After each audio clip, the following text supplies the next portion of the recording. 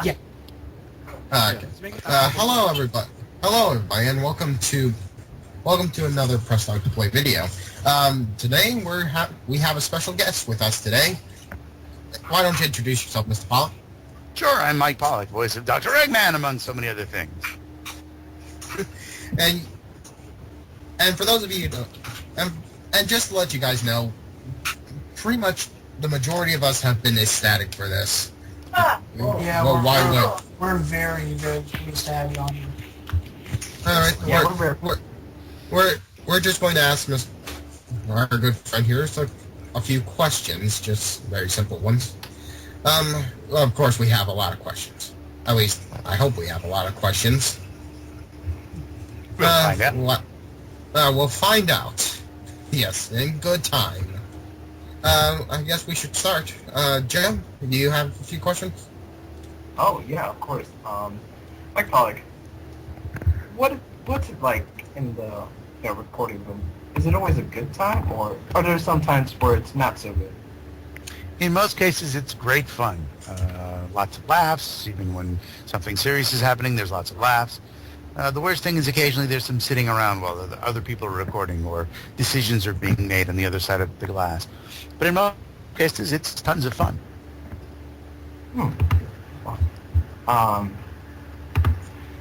Okay. How do radio and voice acting differ?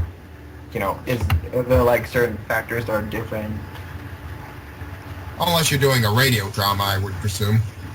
Yeah, there are a few basic differences.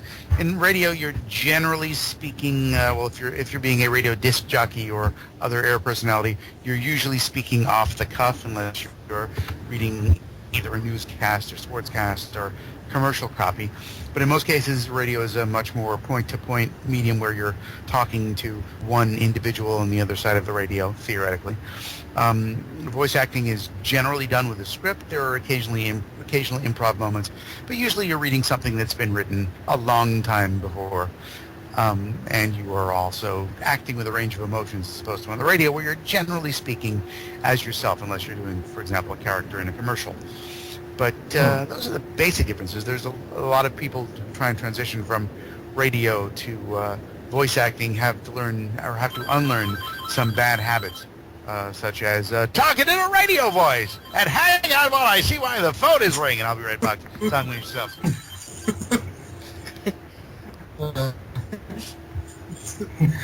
At least it wasn't his. At least it wasn't our phone, because I would have been really mad whoever did that.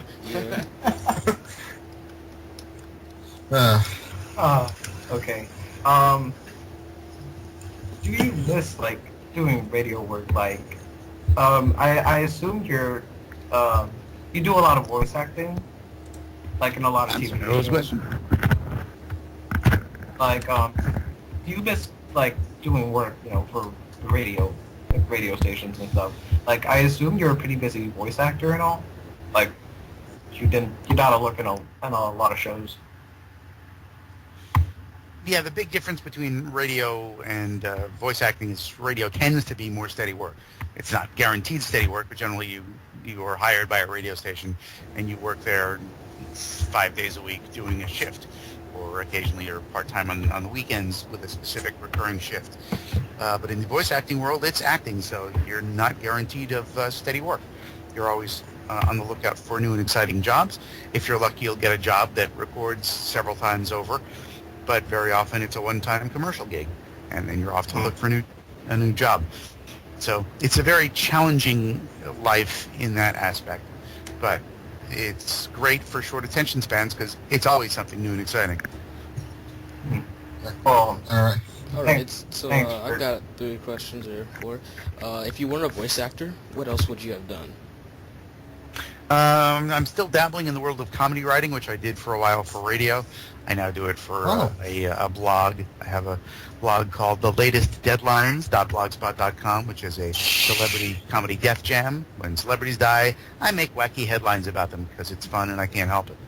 I occasionally write song parodies, which I used to do professionally for a radio syndicator. I wrote over 1,000 song parodies of various lengths. And so it's still a bit of a creative thing, but if I, for some reason, had to stop using my voice, that's what I could fall back on. Okay. If you were to voice a character outside the ones that you previous voiced, who or what would it be?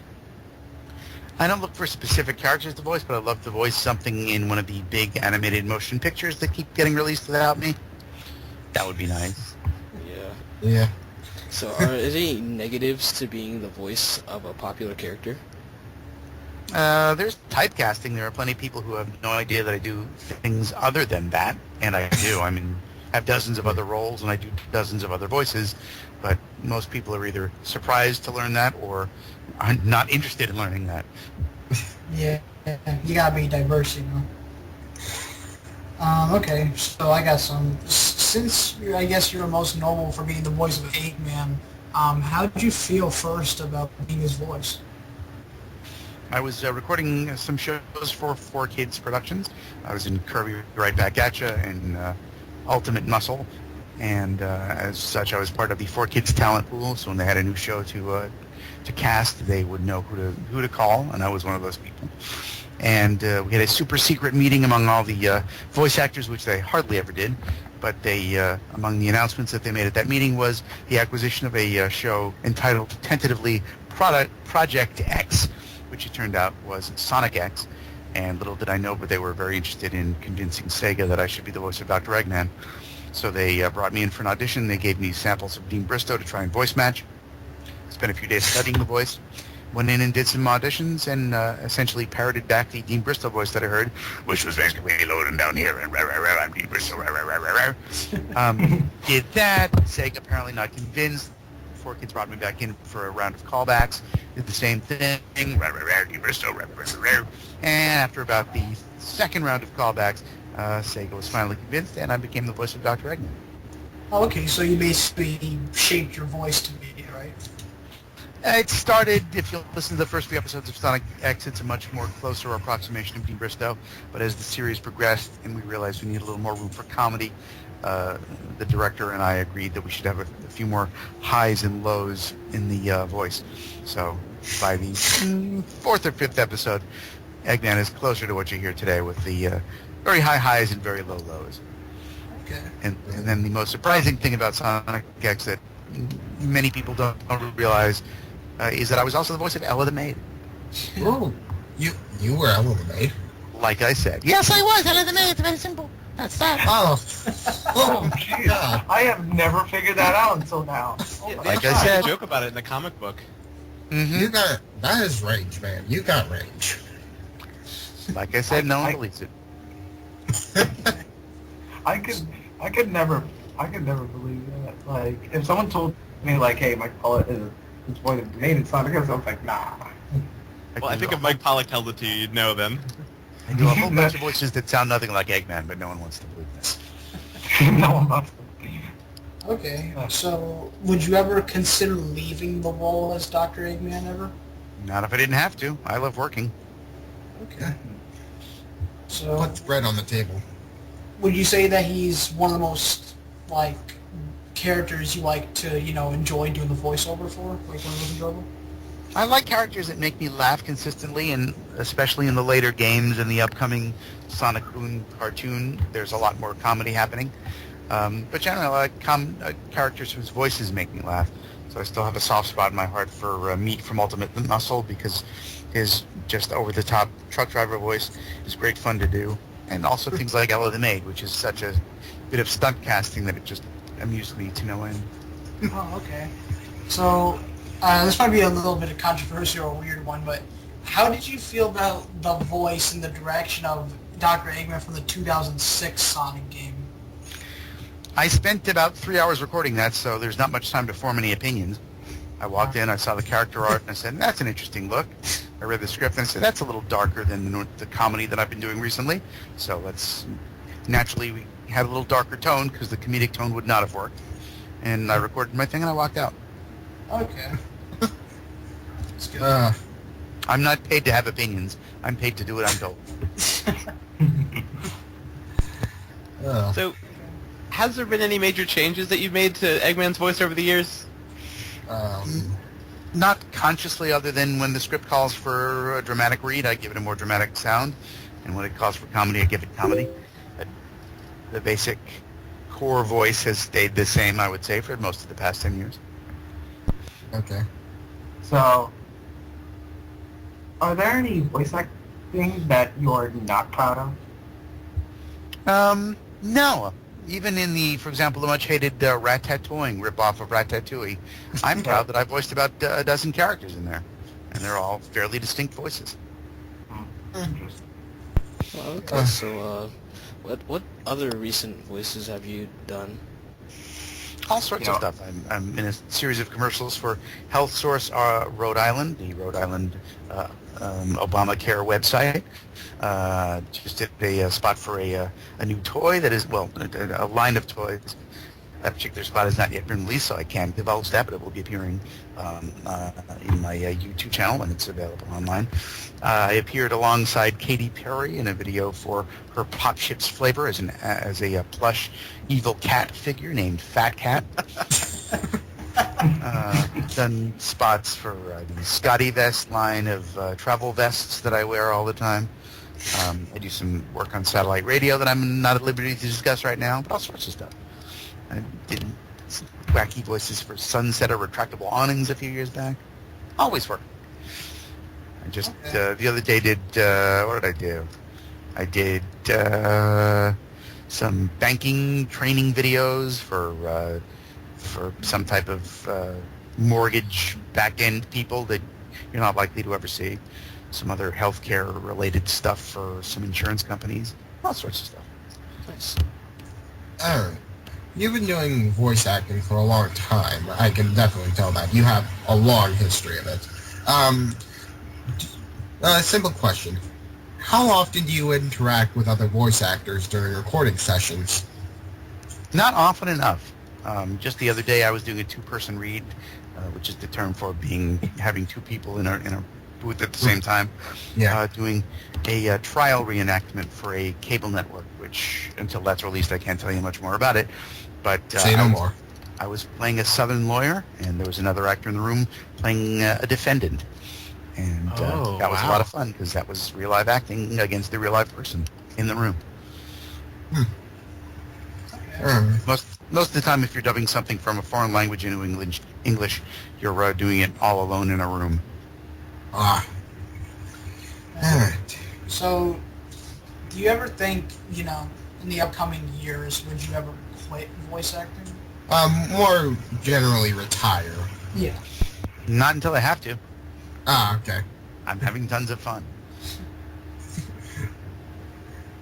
So, do you do any other camera work or stage work or anything like that?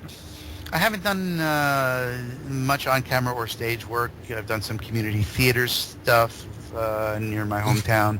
I've doing some on-camera stuff on YouTube, speaking out on copyright infringement and how people are uploading stuff without realizing it's protected by copyright and what that means. So I've gotten together with some YouTube people and some copyright lawyers and done some on-camera stuff, but generally keeping behind a microphone is most comfortable. Okay. Well, I know nothing about that. It's on my YouTube channel, youtube.com/it's a mic. Okay. And Everyone subscribe now. Plug. So you upload often on that channel? No, not usually, because most of the time I'm producing the stuff that I'm in, other people produce, and I will add it to playlists. But I don't generally create much video content of my own because I'm too busy working for other people. Okay. Understandable. Okay. Question. Since you're a freelancer, is it hard to find work around? It's extremely competitive. I audition dozens of times a month and book a few times a month. So, yes, it can be extremely challenging. There are some recurring gigs that are recording week after week, and that's spectacular. There are some other people who call me in a couple times a month because they have recurring stuff, but most of the time it's a lot of auditioning and being ignored. Okay. Which is the nature of the business. All right. Did you actually ever have a certain time, where you have an example of one of the hardest times it was to get a certain role and all? The past couple of weeks at the end of last year, for example, not a lot of work happening. I spent 2 weeks sitting at home with no auditions coming in, no work going out. So it can be cyclical, but it's always a challenge. I'm constantly auditioning and constantly being ignored. Okay. All right. What was your main inspiration for becoming a voice actor? I found I had a knack for doing voices. I loved radio as a kid and wanted to be on the radio, being sort of a disc jockey. And when I ended up being a disc jockey for a while, I realized what I really enjoyed was doing wacky voices in commercials. So I was able to transfer that into the world of voice acting, where it's just essentially all the wacky voices in the commercial, and none of the pesky, "Hey everybody, it's 7:20, 20 past 7."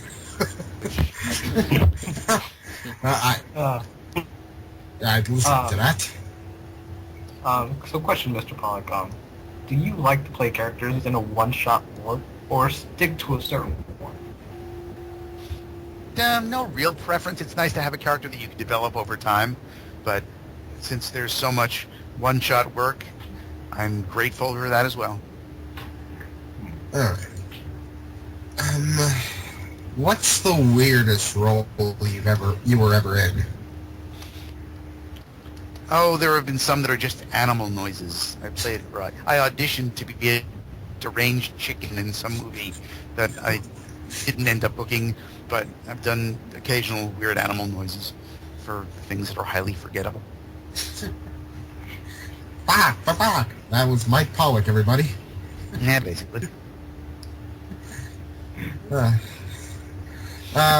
What else do you do besides voice acting?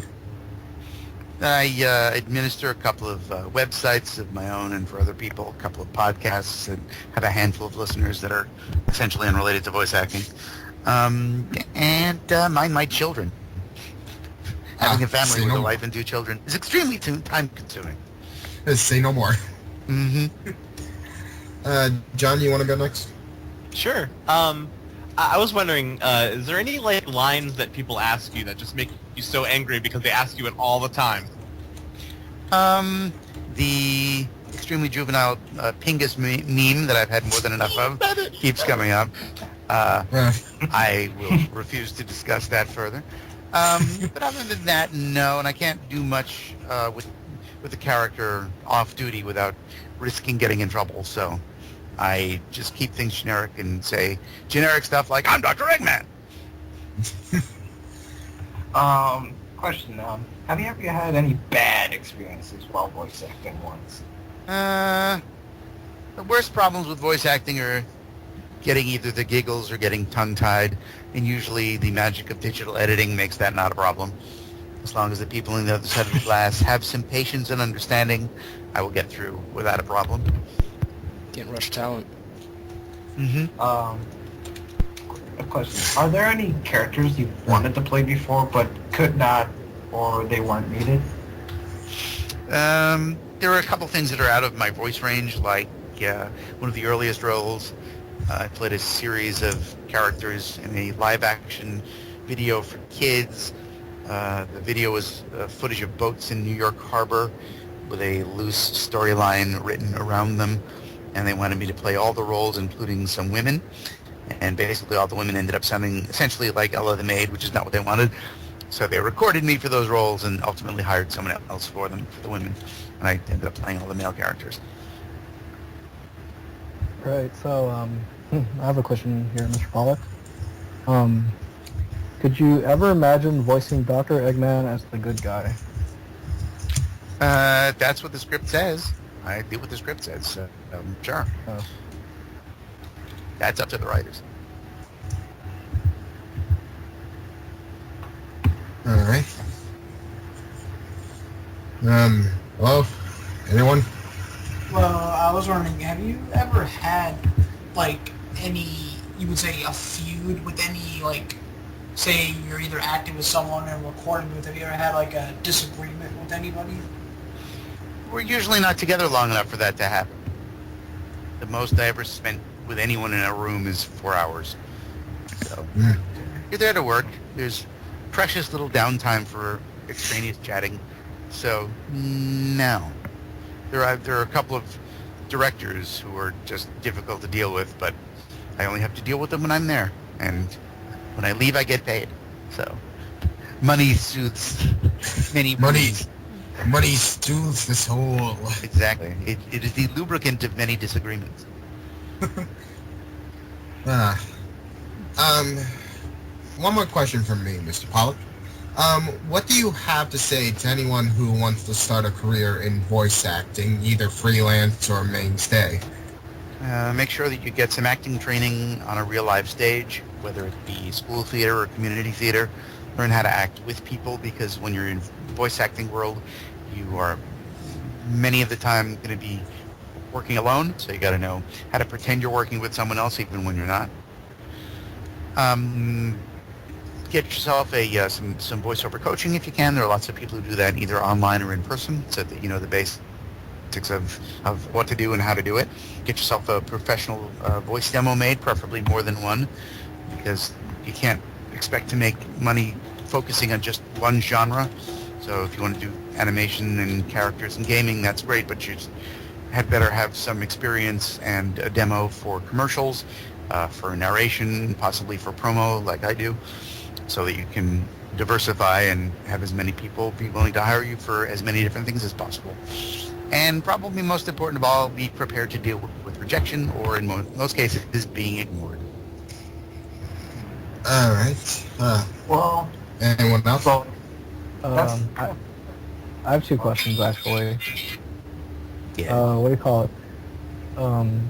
Is there, by any chance, like, is there a time where you're just like on a free day and you catch yourself just voicing one of your characters in narration or something? On a I'm free day? always talking to myself in one voice or another, so yes. Not characters specifically, but just messing around with accents and dialects and voices just to see what I can do. Oh. Right. And is there any one particular voice that you happen to like just practice on daily or something? No, I'm always doing weird accents and weird voices just randomly.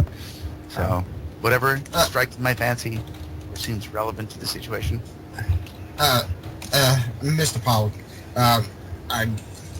this is probably going to sound weird, but you're a voice actor, and I've always wanted to say this. Can we speak to Dr. Eggman? Not really without official permission, I'm afraid. Dang it. Sorry. I always... It's okay. That's okay. Anyone else have any questions? Oh Yeah. yeah. I was wondering, did you ever have any times where like a fan just got really weird on you? Yeah, one of my most memorable stalking incidents was a female fan who really was more interested in meeting the legendary Dan Green, but since I was the only one available, was willing to chat with me and meet me. So I said, "Tell you what, I'll be." I was doing my radio syndication day job at the time and voice acting on the side, and as it happened, I was going to be doing some work between gigs at a Starbucks because I had some day job work to do in between. They said, "Come and watch me work at a Starbucks where I'll be sitting and typing on a laptop. I'll buy you a cup of coffee." She stopped by, she watched me work, we chatted, it was lovely. Then 3 o'clock came, I had to go off to a session for kids. She followed me a block and a half around the corner to the doorstep of 4 kids, at which point I said, "I'm going up here. You can't come because I have to go and work." She said, "Okay, thanks, bye." I went up and worked. And when I came out, I was tracked down by the operations manager at 4 Kids, who said, "Did you tell someone they could have a tour here?" And I said, "What? No, what?" And apparently she had taken it upon herself to go up to the 4 Kids floor and ask for a tour.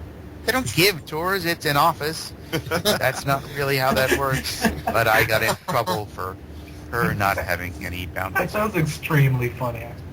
Yeah, it was freaky. And eventually, now it's funny, but at the time it was, it's not cool at all. So, That's so good. of all the places that you worked, which one would you have to say is your favorite? Probably the most recent round of Sonic games, especially working on Sonic Boom, because it's working with a lot of lovely people in LA, by magical technical wizardry of online connections on Skype of all things. Yeah. But it's an extremely talented and professional group of people, and it's definitely been a highlight of the career so far. All right. And I also had another one. Would you say that, have you ever had a fan come up to you and sort of say, like, imitate your accent? Like, I mean, not your accent, but a certain character in front of you at all? Sure. Happens all the time. And do you usually think they're good or bad? Or... Sometimes they're good, sometimes they're bad, but I always give people credit for trying. Okay. All right. Anyone else? I think... I'm pretty good. I'll take that silence as a yes. We're done. All right. Well, thanks again for coming, Mr. Pollock. We're really grateful that you took the Yeah. time to Yeah. Thank you so much. Thank you very much. Thanks so much for asking. And thanks for taking the time to be here. I'd shake your hand if you were here. I understand. Yeah, I'm still fangirling, like, right now. Just squeeing and rolling everywhere. Oh my God! You should have seen the hours before. Yeah, we're just very happy to have you on here supporting and having a good time. Yeah, Thank you. All right. If you've got a local convention, have them invite me. I'll come by and say hello. We will. We will. Yep. Okay, thank you so much. Not a problem. Thank you so much. Bye-bye. Bye. Bye-bye. Bye. A special bye from me. Okay, and cut off the